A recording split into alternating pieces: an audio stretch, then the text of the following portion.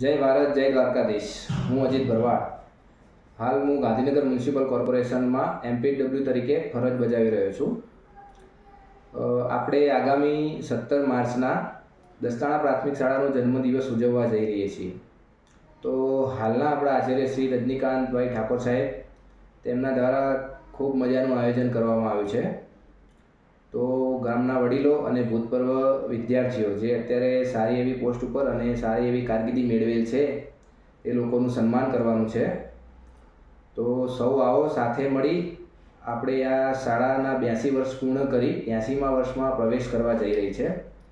તો તે દિવસે આવું સરસ મજાનું આયોજન કરી અને સૌ ભૂતપૂર્વ વિદ્યાર્થીઓ એમનું સન્માન કરવાનું છે.